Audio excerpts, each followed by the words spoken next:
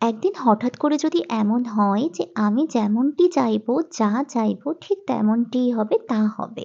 তাহলে কি মজা হবে না? তো আমার সাথেও সেইদিন ঠিক এমনটাই হয়েছিল। আমি জানতামই না যে আজ আমি যা চাইবো তাই হবে। হঠাৎ করেই বিকেলবেলা আমাকে বলা হলো যে আমি যেখানে ঘুরতে যেতে চাইবো আমাকে সেখানেই ঘুরতে নিয়ে যাওয়া হবে।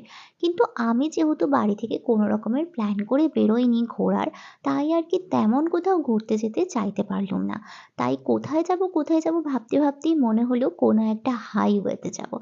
হাইওয়েতে যেতে আমার ভীষণ ভালো লাগে। পুরো ফাঁকা সুন্দর একটা রাস্তা থাকে। কত সুন্দর নিট অ্যান্ড ক্লিন চারিদিক ফাঁকা, ফাঁকা একটা পরিবেশ। আর এই যে ওয়েদার চেঞ্জের সময় না পরিবেশে আর্দ্রতাই থাকে একটা অন্য রকমের। আবহাওয়াটায় একটা মিষ্টতা থাকে। তো আমরা গিয়েছিলাম হলো কল্যাণী হাইওয়েতে। তো তারপরে সেখান থেকে ফেরার পথে আমরা অনেকদিন পরে বাঙে গিয়েছিলাম। আর সেখানে গিয়ে একটা হোয়াইট সস পাস্তা খেয়েছিলাম।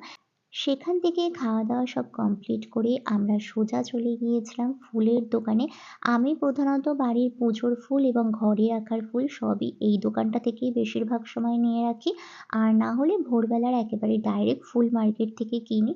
তবে এখনো যেহেতু সেরকমভাবে ঠান্ডাটা কমেনি তাই আরকি ভোরবেলাটা সেভাবে বেরোনো হয় না। তো এখান থেকে আমি খুব একটা বেশি কিছু নিইনি।